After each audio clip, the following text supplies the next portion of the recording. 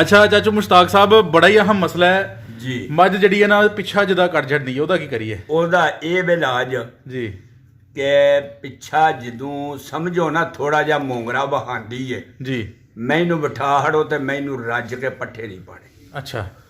ਪੱਠੇ ਸਵੇਰੇ ਕੋਈ ਦਬੜਾ ਡੇਢ ਖਵਾਣੇ ਨੇ, ਹਾਂ ਕੋਈ 12 ਵਜੇ ਕੋਈ 2 ਦਬੜੇ ਖਵਾ ਲੈਣੇ ਨੇ, ਹਾਂ ਰਾਤ ਨੂੰ ਕੋਈ ਦਬੜਾ 2 ਖਵਾ ਲੈਣੇ ਨੇ, ਹਾਂ। ਤੇ ਉਹ ਜਨਾਬ ਪੱਠੇ ਬਹੁਤੇ ਨਹੀਂ ਪਾਣੇ। ਅੱਛਾ ਤੇ ਉਹਨੂੰ ਬਿਲਕੁਲ ਭੁੱਖਿਆਂ ਰੱਖਣਾ, ਪਾਣੀ ਟੈਮੋ ਟੈਮ ਡਾਣਾ। ਠੀਕ ਹੈ। ਤੇ ਉਹ ਇਨਸ਼ਾਅੱਲਾ ਉਸ ਤੋਂ ਬਾਅਦ ਹਾਂ ਜੇ ਉਹ ਮੋਂਗਰਾ ਵੀ ਨਹੀਂ ਛੱਡਦੀ, ਹਾਂ। ਤੁਸੀਂ ਚਿੱਟਿਆਂ ਤਿਲਾਂ ਦਾ ਤੇਲ ਲਿਆਵੋ 1 ਕਿਲੋ, ਹੂੰ ਪਾ ਤੇਲ ਪਾ ਲਓ ਤੇ ਕਿਲੋ ਡੇਢ ਗਾਈ ਦਾ ਦੁੱਧ ਪਾ ਲਓ। ਹੂੰ। ਉਹ ਜਨਾਬ ਉਸ ਮਾਈ ਨੂੰ ਪਿਆ ਦਿਓ। ਠੀਕ ਹੈ। ਮੇਰੇ ਨਬੀ ਦਾ ਸਦਕਾ ਸੱਲੱਲਾਹੁ ਪਿੱਛਾ ਜਿੱਥੇ ਆਇਆ ਵੇ ਜਨਾਬ ਉੱਥੇ ਦਾ ਉੱਥੇ ਕੀ ਬਾਤ, ਕੀ ਬਾਤ, ਕੀ ਤਿਲਾਂ ਦਾ ਤੇਲ ਹੈ। ਸਹੀ ਹੈ। ਇਹ ਮੱਝ ਜਦੋਂ ਪਿੱਛਾ ਮਾਰੇ ਦੀ, ਜੀ ਭਾਵੇਂ ਕਿਹੜੀ ਬਾਹਰ ਹੋਵੇ, ਮਾਰੇ ਦੀ ਮੈਂ ਬਾਈ ਬਾਜੀ ਦਾ। ਠੀਕ ਹੈ।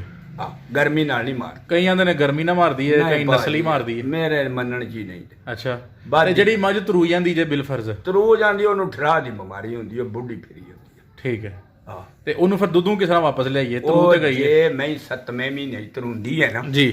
ਤੇ ਉਹਨੂੰ ਜਨਾਬ ਕਿਲੋ ਕੋ ਦੁੱਧ ਰੋਜ਼ ਦਾ ਸ਼ੱਕਰ ਪਾ ਕੇ ਗਾਈ ਦਾ 2 ਕਿਲੋ ਹੁੰਦਾ ਹੈ। ਤੁਹਾਡੇ ਕੋਲ ਮਤਲਬ ਕਿ ਲਹਿਰੀਆਂ ਗਾਈਆਂ ਵਾਹਬਾ ਨੇ ਜੀ। 2 ਕਿਲੋ ਪਾ ਲਓ, 3 ਕਿਲੋ ਪਾ ਲਓ, ਵਿੱਚ ਕੋਈ ਅੱਧਾ ਕਿਲੋ ਸ਼ੱਕਰ ਪਾ ਲਓ। ਹੂੰ ਉਹ ਗਾਈ ਦਾ ਦੁੱਧ ਉਹਨੂੰ ਪਿਆਈ ਜਾਓ। ਹੂੰ। 1 ਮਹੀਨਾ ਪਿਆ ਹੜੋ, 7ਵੇਂ ਮਹੀਨੇ ਚ ਤਰੂਈ ਹੈ ਤੇ ਅੱਗੇ 7 3 10 ਹੂੰ।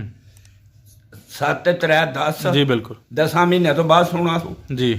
ਜਦੋਂ ਉਹ 1 ਮਹੀਨਾ ਪਿਆ ਹੜ ਦਿਓ ਤੁਸੀਂ ਤੇ ਆਪਣੀ ਗਾਈ ਦਾ ਦੁੱਧ, ਤੇ ਉਹਨੂੰ ਹੱਥ ਲਾਈ ਜਾਓ ਤੇ ਚੋਈ ਜਾਓ। ਹਾਂ ਉਹਨੂੰ ਚੋਣਾ ਨਹੀਂ ਛੱਡਣਾ। ਹਾਂ। ਉਹ ਭਾਵੇਂ ਥੋੜਾ ਦੇ ਤੇ ਭਾਵੇਂ ਬਹੁਤਾ ਦੇਵੇ, ਉਹਨੂੰ ਜਨਾਬ ਰੋਜ਼ ਚੋਣਾ, ਰੋਜ਼ ਚੋਣਾ। ਠੀਕ ਹੈ। ਅੱਲਾ ਦੇ ਹੁਕਮ ਨਾਲ ਦੁੱਧ ਤੁਰੇ। ਠੀਕ ਹੋ ਗਿਆ। ਠੀਕ ਹੈ। ਹਾਂ, ਦੁੱਧ ਤੁਰੇ ਦੀ। ਤੇ ਆਖਰ ਤੇ ਸਾਨੂੰ ਇਹ ਦੱਸੋ, ਜਾਵਾਂ ਨੂੰ ਕਿਸ ਤਰ੍ਹਾਂ ਬਚਾਈਏ ਜਿਨ੍ਹਾਂ ਦੇ ਜਾ ਮਰ ਜਾਂਦੇ ਨੇ? ਜਾ ਜਨਾਬ, ਇਹ ਤੇ ਫਿਰ ਹੁਣ ਮੌਤ ਤੇ ਮੇਰੇ ਕੋਲ ਨਹੀਂ ਜੇ ਡੱਕੀ ਰਹੀ। ਉਂਝ ਜਿਹੜੇ ਜਾਵਾਂ ਦੇ ਅੰਦਰ ਨੇ ਨਾ, ਆਪਣੀ ਤਾਂ ਕੋਸ਼ਿਸ਼ ਦਾ ਛੱਡੋ ਨਾ। ਆਪਣੀ ਕੋਸ਼ਿਸ਼ ਹੈ ਕਿ ਜਿਹੜਾ ਨਾ ਅੰਦਰ ਮਲਾਪ ਹੂੰ। ਮਿੱਟੀ ਤੋਂ ਵੀ ਪੈ ਜਾਂਦੇ ਨੇ, ਦੁੱਧ ਤੋਂ ਵੀ ਪੈ ਜਾਂਦੇ ਨੇ। ਅੱਛਾ, ਦੁੱਧ ਵੀ ਮਪਲਾ ਪਾਈ ਜਾਂਦੇ। ਠੀਕ ਹਾਂ, ਹੋ ਗਿਆ। ਦੁੱਧ ਤੋਂ ਵੀ ਪੈ ਜਾਂਦੇ ਨੇ। ਠੀਕ ਹੈ। ਮਿੱਟੀ ਤੁਸੀਂ ਬੜਾ ਇੱਟਾ ਸ਼ਿਟਰ ਦਾ ਮੰਨਦੇ ਹੋ ਤੇ ਜਾ ਨਹੀਂ ਖਾਂਦਾ। ਹਾਂ। ਦੁੱਧ ਤੋਂ ਵੀ ਪੈ ਜਾਂਦੇ ਨੇ। ਠੀਕ ਹੈ। ਠੀਕ ਹੈ। ਉਹਨੂੰ ਜਨਾਬ ਜਦੋਂ 8-10 ਦਿਨਾਂ ਦਾ ਹੋ ਜਾਂਦਾ ਤੇ ਉਹਨੂੰ ਇੰਨਾ ਕੋ ਗੁੜ ਖਵਾਲੋ, ਹੂੰ। ਦਵਾਈ ਲਿਆਵੋ ਡਾਕਟਰ ਕੋਲੋਂ, ਤੇ ਉਹਨੂੰ ਮੱਠਾ ਨਿੱਕੇ ਨਿੱਕਿਆ ਕੁੱਟਾਂ ਨਾਲ ਉਹਨੂੰ ਪਿਆਇਓ। ਹੂੰ। ਕੁੜੀਆ ਜ਼ਬਰਦਸਤ ਦਵਾਈ ਦੇ ਹੜਦੇ ਨੇ, ਤੇ ਉਹ ਜਿਹਨੂੰ ਤੁਸੀਂ ਜਾਨ ਧੱਕੇ ਨਾਲ ਪਿਆਂਦੇ ਹੋ ਨਾ, ਹੂੰ। ਉਹਦੇ ਫੇਫੜਿਆਂ ਨੂੰ ਲੱਗਦਾ ਤੇ ਉਹ ਦੂਜੇ ਦਿਨ ਉਹ ਮੁੰਦਾ ਹੋ ਜਾਂਦਾ। ਦੁੱਧ ਚ ਪਾ ਕੇ ਨਾ, ਤੇ ਬੜੇ ਪਿਆਰ ਨਾਲ, ਬੜੇ ਆਸ ਦਿਲਾਸੇ ਹੈ ਤੇ ਬੱਚਾ ਹੀ ਹੈ ਨਾ। ਬੱਚਾ ਹੀ ਹੈ ਨਾ, ਠੀਕ ਤੇ ਹੈ। ਉਹਨੂੰ ਬੜੇ ਪਿਆਰ ਨਾਲ ਪਿਆਲ। ਠੀਕ ਹੈ। ਉਹਦੇ ਬਲਕਿ ਉਹਨੂੰ ਗੋਤਾ ਨਾ ਲੱਗੇ। ਸਹੀ ਹੋ ਗਿਆ। ਸਹੀ ਹੋ ਗਿਆ। ਹਾਂਜੀ। ਜ਼ਿੰਦਾਬਾਦ ਹੀ ਚਾਚੂ ਮੁਸ਼ਤਾਕ ਸਾਹਿਬ, ਹਾਂ, ਜ਼ਿੰਦਾਬਾਦ, ਬੜੀ ਜ਼ਿੰਦਾਬਾਦ। ਮਿਹਰਬਾਨੀ।